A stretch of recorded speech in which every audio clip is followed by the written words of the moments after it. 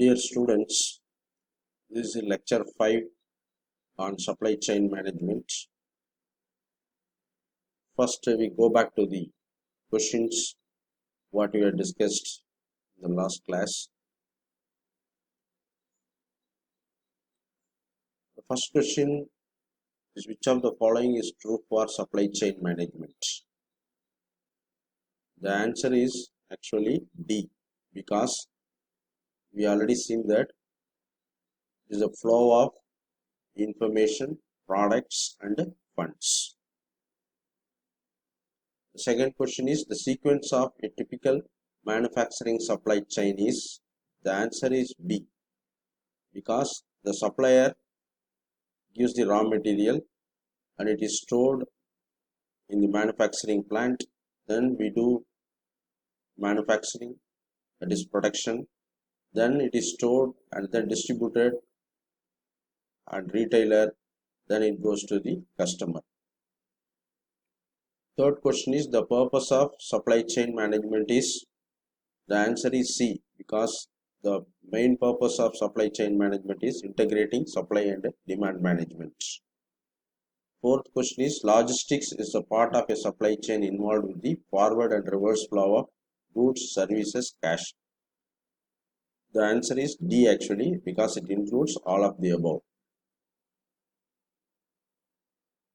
Okay, the next question is, the major decision areas in supply chain management are, as we have discussed, location, production, distribution, inventory.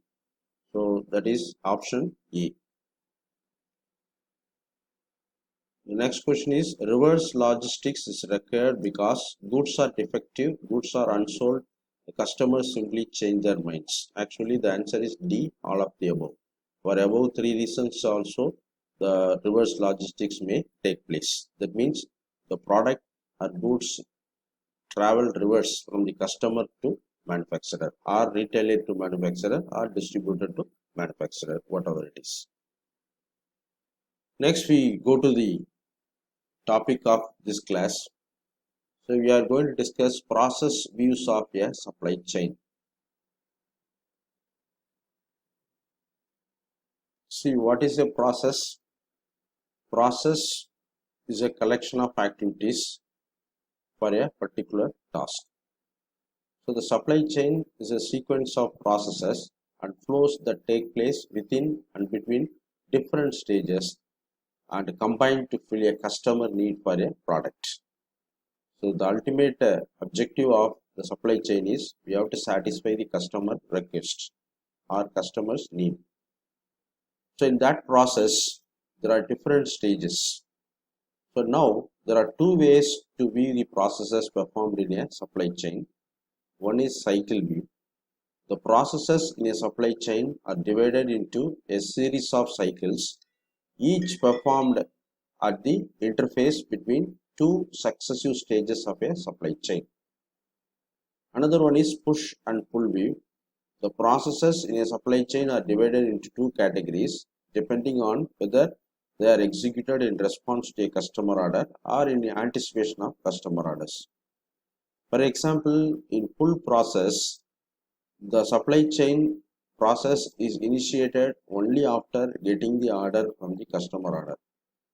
But in case of push process, you assume or you expect or you speculate or you anticipate the customer order may arise for these products. So you initiate the supply chain in anticipating the customer orders. That is called a push process. So if you see the cycle view, so there are four cycles given here: procurement cycle, manufacturing cycle, and a replenishment cycle, and customer order cycle. So what do you mean by procurement cycle here? So manufacturer wants to produce some products. So for that they need different kinds of raw materials. That is what we call it as procurement. Say they procure the raw materials, though they have the quality checks. Suppose if the raw material is not up to the quality what they expect, they may return the raw material to the particular supplier. So it goes on like this. That is why we call it as a cycle. Then again it goes to the manufacturing cycle. So after getting the raw material, the manufacturer, what he does, he manufactures or produces the product. That product is given to the retailers. Okay, this we call it as a replenishment cycle. So after that, the product is received by the customers, okay, through customer orders. That we call it as customer order cycle. So customer will place a order and he will get the products whatever he wanted. Suppose if he is satisfied, he will pay for the product and he will get the product also. But if a customer is not satisfied, he may return the product to the retailer. Again, the retailer will return the same product to the manufacturer. That is called, we call it as a reverse flow. So in cycle view, there are 4 process cycles: customer order cycle, replenishment cycle, manufacturing cycle, and a procurement cycle. So each cycle we have seen starts with the supplier marketing the product to customer. The buyer then places the order that is received by the supplier. The supplier supplies the order which is received by the buyer. So the buyer may return some of the product or other recycled material to the supplier or a third party. The cycle of activities then begins all over again. That is, if you see the diagram, wherever the cycle is mentioned, what is going on there? Manufacturer supplies the product to the next stage retailers through distributors. Again, the retailer supplies the product to the customer. Suppose if customer is not satisfied with the product, then he may return the product to the retailer. Again, the retailer will return the product to the manufacturer.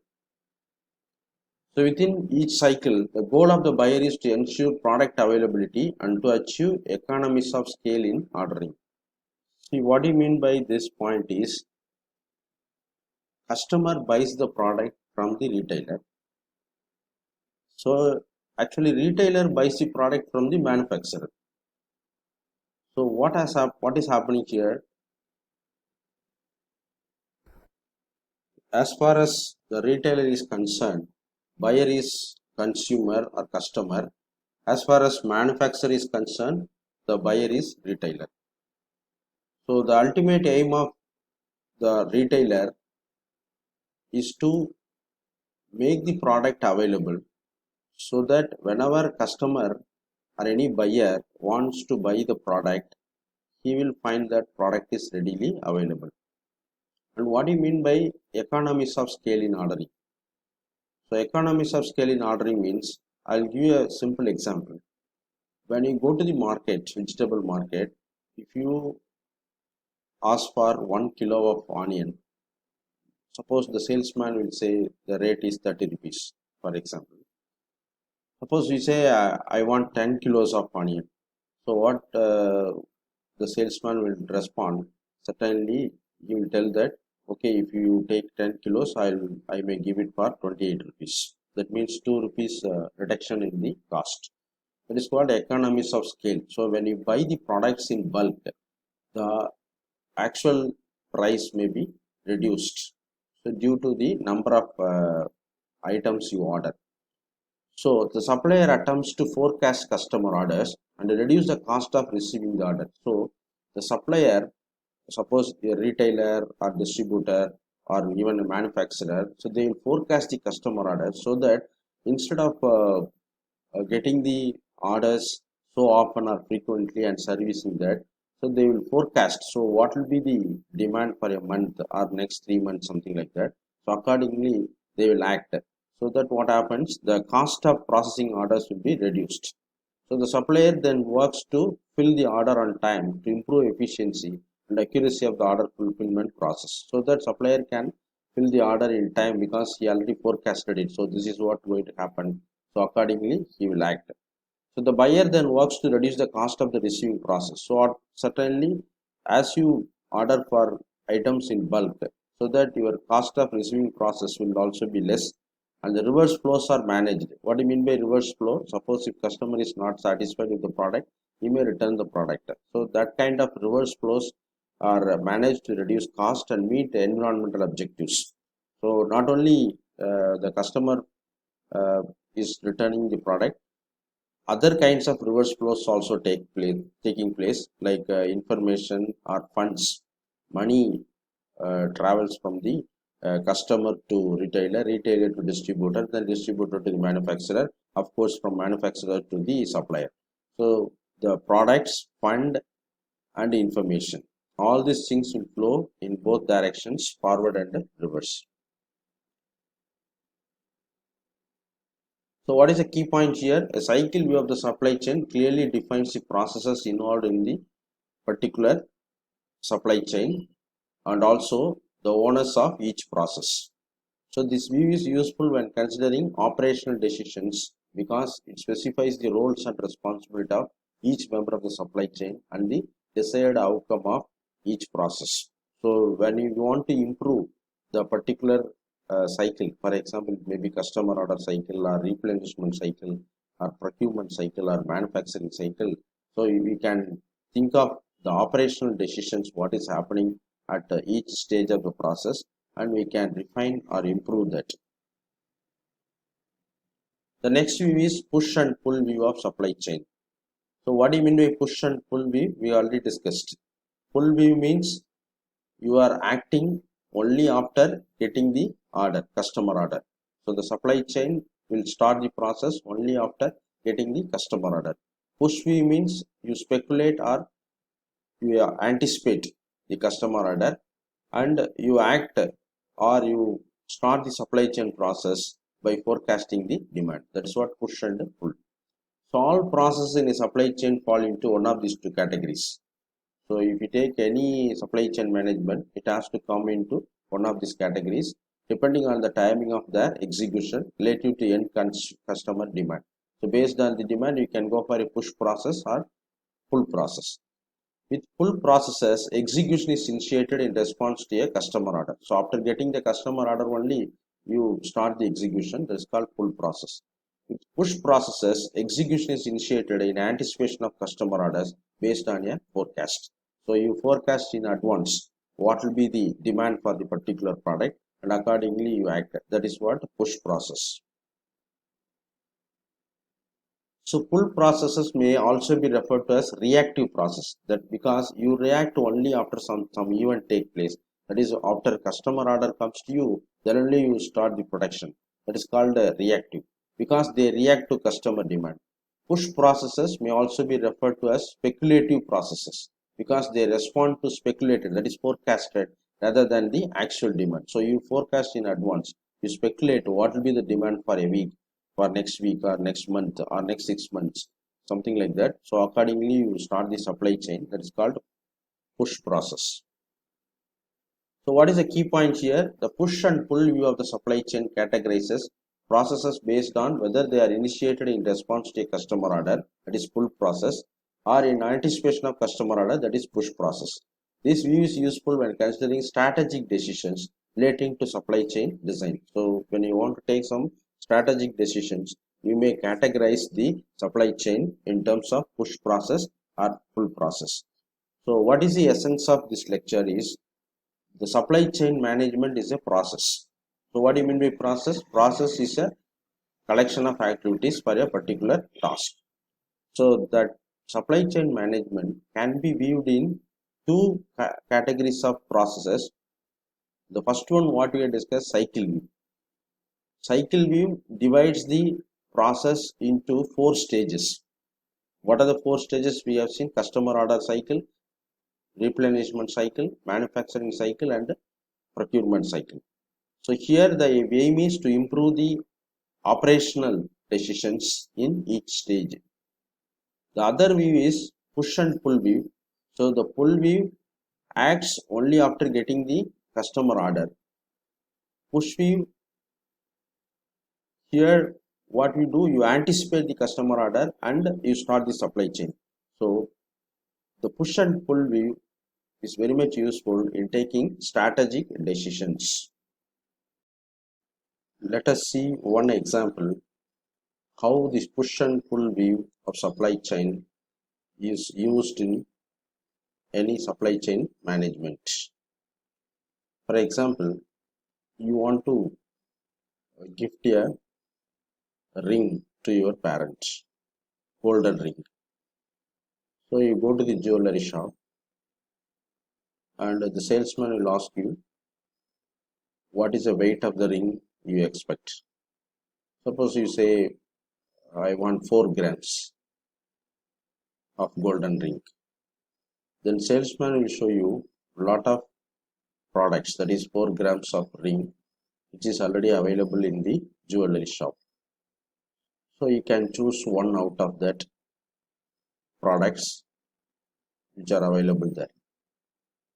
But you say I want to choose a golden ring with a weight of 24 grams, for example.